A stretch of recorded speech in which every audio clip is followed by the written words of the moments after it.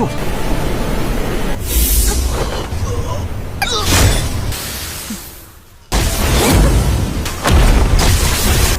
破玉指，破玉指，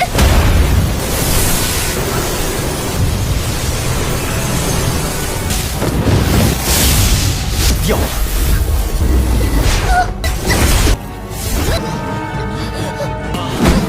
Halo kalian semua, selamat datang di channel Donghua Master. Bagaimana kabar kalian semua? Mimin harap kalian semua baik-baik saja. Dan pada video kali ini kita akan melanjutkan alur cerita dari serial Donghua Yuanzhu episode ke-10. Dan sebelum kita masuk ke cerita terbaru, mari kita sedikit mengingat cerita sebelumnya. Yang dimana pada cerita sebelumnya Pangeran Yuan telah pulang dari pelatihan pribadinya. Yang juga sekarang Pangeran Yuan akan mengikuti kompetisi tahunan yang akan segera dimulai dengan kekuatannya sekarang yang telah berada di tahapan 5 meridian. Walaupun sebenarnya jika dibandingkan dengan Chiyue, tahapan meridiannya Yuan begitu lemah karena Chiyue telah berada di tingkatan ke-7, tetapi Yuan masih percaya diri dirinya bisa mengatasi Chiyue. Sedangkan pada kompetisi tahunan ternyata pihak dari Aulai mereka telah menggunakan cara curang, yaitu mereka menggunakan teknik darah telarang, yang dimana teknik ini dapat meningkatkan kekuatan dari seseorang, tetapi resikonya adalah meridian mereka yang rusak. Bisa dibilang teknik ini bisa meningkatkan meridian mereka, tetapi meridian mereka tidak akan tahan lama. Dan di masa depan nanti mereka yang telah menggunakan teknik ini, maka mereka kemungkinan akan kehilangan meridian mereka. Dan teknik itu diberikan kepada dua bawahannya Chiyue. Untungnya Yao Yao telah mengetahui teknik tersebut dan Yao Yao memberikan counternya kepada Yuan, dan Yuan memberikannya kepada Youe, dan Youe kemarin bisa mengalahkan salah satu bawahan dari Chiyue, dan itu merupakan inti cerita pada cerita sebelumnya. Kalau gitu pun sekarang langsung saja kita masuk ke bagian cerita terbaru. Cerita ini berlanjut dengan diperlihatkan Youe yang mendapatkan sorakan begitu gembira oleh para penonton yang mendukung Aula Jiayi karena Youe bisa mengalahkan murid dari Aulai. Guru Tianyang yang melihat ini juga merasa bangga kepada Youe karena Youe yang tidak mengecewakan mereka. Tetapi Angxi yang melihat ini begitu kesal kepada Youe karena Youe menunjukkan wajah yang begitu sombong. Tetapi Chiyue menenangkan kepada Angxi bahwasannya muka kesombongan itu akan segera menghilang karena mereka masih memiliki Fang Wu. Lalu Fang Wu pun diperintahkan untuk maju mengalahkan Youe. Fang Wu mengikuti perkataan dari Chiyue, ia pun memasuki arena pertarungan, yaitu untuk berhadapan melawan Youe. Dan kemudian pun pertarungan antara Youe melawan Fang Wu pun dimulai, yang dalam pertarungan itu terjadi pertarungan yang cukup sengit di antara mereka berdua. Dan di tengah pertarungan tersebut, ayah dan ibunya Yuan yang melihat kemampuannya Youe menyadari bahwasanya teknik yang digunakan oleh Youe menggunakan metode pembelajaran dari Yuan Youe.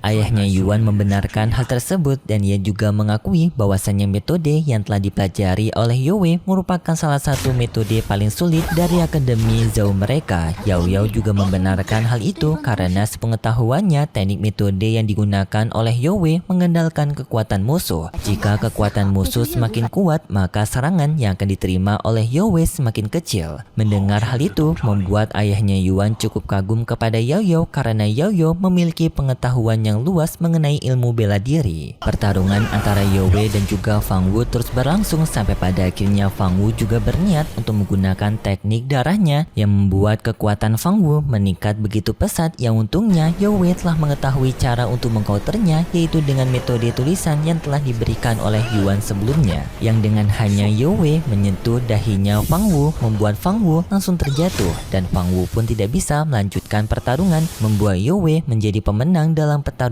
ini.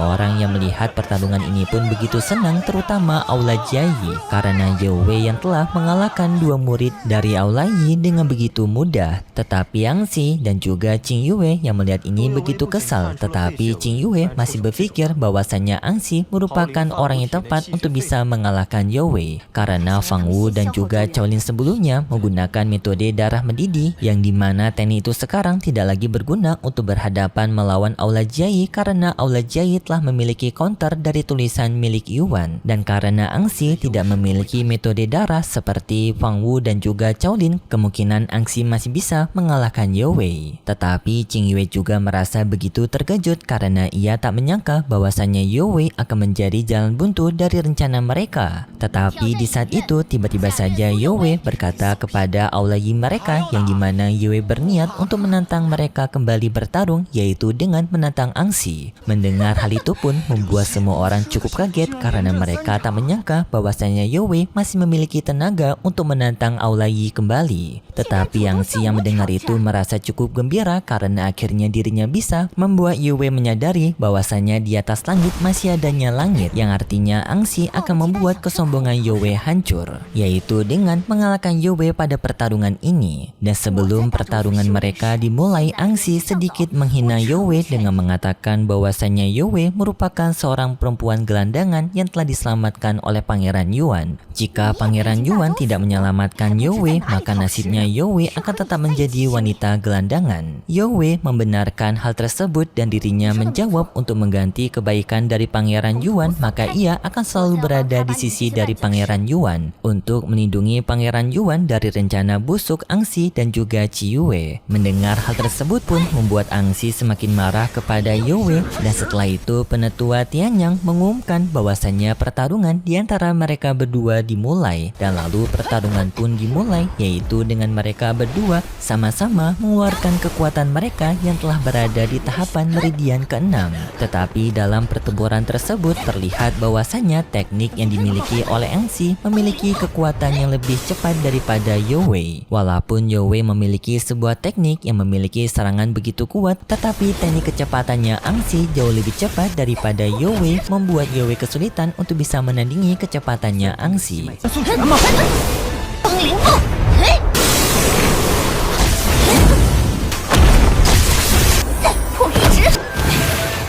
Dan juga di sini Yuan menyadari bahwasanya Yue lah yang dibuat terpojok oleh Angxi. Apalagi Angxi memiliki teknik pergerakan angin tingkatan tinggi dari Kekaisaran Qi, yang karena juga Angxi memang mendapatkan dukungan dari Kaisar Qi, lebih tepatnya dukungan dari Qing Yue. Dan dalam pertarungan tersebut pun sudah terlihat bahwasanya Angxi lah yang jauh lebih unggul daripada Yue. Dengan kecepatan Angxi begitu cepat membuat Yue kewalahan.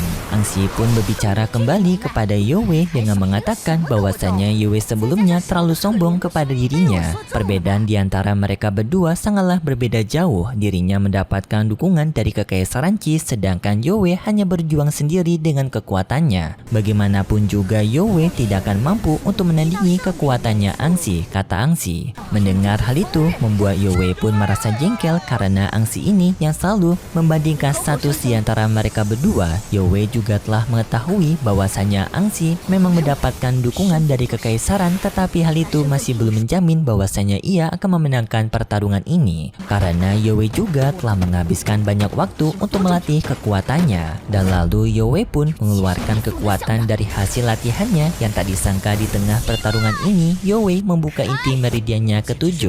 Hal ini pun membuat mereka semua sangat kaget karena mereka semua tak menyangka meridian ke-7 bisa dibuka di tengah pertarungan. Tetapi berbeda dengan Yuan, ia merasa khawatir kepada Yue karena ia takut hal ini akan membuat Yue melukai dirinya sendiri karena paksaan untuk naik tingkatan ke-7.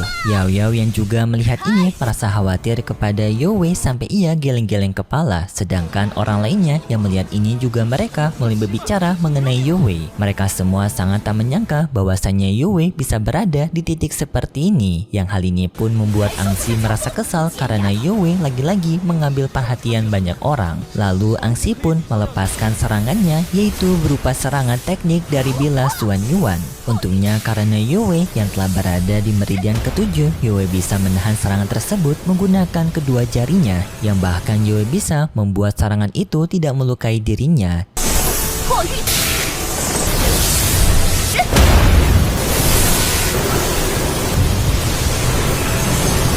Dan setelah Yue berhasil menghentikan serangan dari Angxi, Yue pun berbalik menyerang Angxi. Dengan Yue maju menyerang Angxi, tetapi Angxi mencoba untuk menghindarinya. Untungnya pergerakan Yue sekarang yang jauh lebih cepat berkat dirinya yang telah membuka meridian ketujuh. Serangan Yue pun berhasil melukai Angxi di bagian lengan kirinya, membuat Angxi pun kesakitan dan ia terjatuh tak berdaya. Semua orang yang melihat ini pun merasa bangga kepada Yue karena Yue lagi-lagi bisa mengalahkan murid dari Aulai.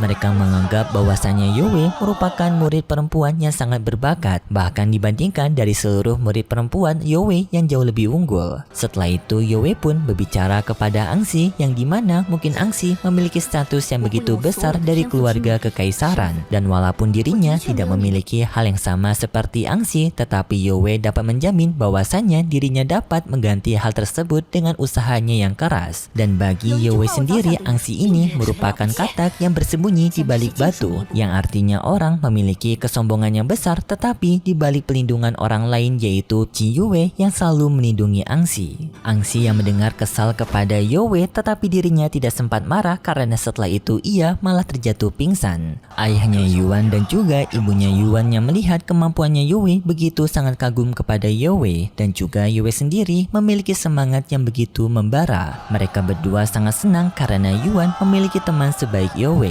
Sedangkan Yao Yao melihat kondisinya Yue sekarang menyadari bahwasannya Yue sekarang telah berada di tahapan terakhirnya, yang artinya Yue sekarang tidak lagi bisa melanjutkan pertarungan yang patutnya ia mengambil istirahat. Yuan juga memberikan senyuman kepada Yue sebagai sebuah pertanda bahwasannya ia juga bangga kepada Yue. Yue merasa cukup tersanjung dari senyumannya Yuan, tetapi di saat itu tak disangka Yue tidak ingin beristirahat, yang malah ia ingin melanjutkan pertarungan, yaitu dengan dirinya menantang Aulai kembali, yaitu menantang Qi Yue bertarung. Mendengar hal tersebut pun membuat semua orang sangat kaget kenapa Yue masih tetap melanjutkan pertarungan padahal kondisi tubuhnya sekarang berada di kondisi yang begitu lemah. Kaisar Qi yang mendengar itu juga merasa begitu kesal kepada Yue ini karena Yue ini yang begitu merendahkan Aulai mereka. Orang-orang juga bertanya-tanya apakah Yue ini tidak puas dengan kemenangannya 3 kali sampai menantang orang untuk bertarung kembali. Sedangkan Qi Yue yang mendengar tentang pertarungan itu sebenarnya dirinya tidak ingin menerimanya karena Yue sendiri berada di kondisi yang lemah. Dirinya tidak ingin bertarung melawan orang yang lemah dan ia justru menyuruh kepada Yue untuk turun saja dalam pertarungan serta menggantikan Yue dengan peserta lain. Tetapi Yue mengatakan bahwasannya ia tidak akan menyerah sebelum dirinya merasakan pertarungan di antara mereka berdua. Perkataan yang telah dikatakan oleh Yue membuat Yuan merasa khawatir kepada Yue karena Yue yang telah memaksakan tubuhnya begitu keras. Yuan juga meminta kepada Yue untuk beristirahat saja karena Yuan yang sudah sangat khawatir kepada Yue. Tetapi Yue memberikan kode kepada Pangeran Yuan bahwasanya ia masih sanggup untuk melanjutkan pertarungan sebentar melawan Qi Yue, dengan Yue memberikan senyuman kepada Yuan. Sedangkan Qi Yue yang mengetahui bahwasanya Yue tidak akan menyerah, jadinya Qi Yue pun menerima tantangan pertarungan itu dengan mengatakan ia akan membuat Yue malu karena telah meremehkan dirinya, dan jikapun Yue bisa memberikan perlawanan kepada dirinya, maka Qi Yue bisa menjamin bahwasannya perlawanan itu tidak akan berarti bagi Qi Yue. Setelah itu pun Qi Yue menggunakan teknik gunturnya, yang hal ini membuat pergerakan Qi Yue menjadi sangat cepat. Yue yang tidak siap dengan gerakan tersebut mencoba untuk kabur dari Qi Yue, tetapi karena pergerakan petir yang begitu cepat dari Qi Yue membuat Yue tidak bisa mundur, dan Yue pun mau tidak mau harus juga mempersiapkan serangannya agar bisa memberikan luka kepada Qi Yue. Qi Yue yang telah berada di hadapannya Yue langsung mencoba menyerang Yue menggunakan pukulan petirnya, tetapi di saat itu Qi Yue juga menggunakan teknik dari pukulan gioknya ke arah tangannya Qi Yue, yang dimana di sini mereka berdua sama-sama mengalami luka, tetapi Yue jauh mengalami luka yang lebih parah daripada Qi Yue.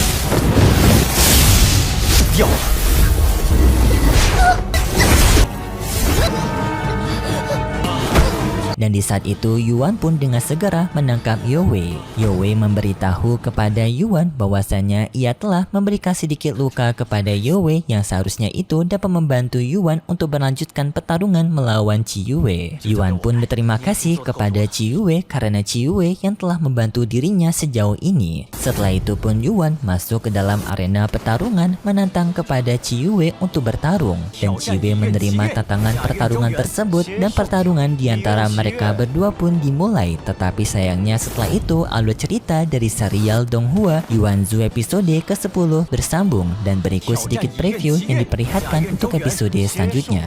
Pada preview episode selanjutnya, kita diperlihatkan dengan pertarungan antara Pangeran Yuan melawan Qingyue, yang dalam pertarungan tersebut banyak orang yang bertanya-tanya kenapa Yuan berani untuk menentang Ciyue bertarung, padahal Ciyue memiliki kekuatan yang begitu besar. Perbedaan ranah di antara mereka berdua terpaut dua ranah, yaitu tingkatan meridian ke-7 dan juga tingkatan meridian ke-5. Bagaimana bisa Yuan memiliki kepercayaan yang begitu tinggi untuk bisa berhadapan melawan Ciyue, yang dalam pertarungan itu juga terlihat bahwasannya pertarungan di antara mereka berdua begitu sengit, yang artinya Yuan sendiri telah membuktikan bahwasannya perbedaan ranah di antara mereka berdua tidak berpengaruh pada pertarungan ini. Mereka juga beradu serangan masing-masing, yaitu pedang Xuan Mangshan dari Ciyue dan juga tinjuan naga dari Yuan, yang dalam pertarungan tersebut juga sepertinya Yuan akan menggunakan teknik yang telah ia persiapkan sejak lama, karena di sini Ciyue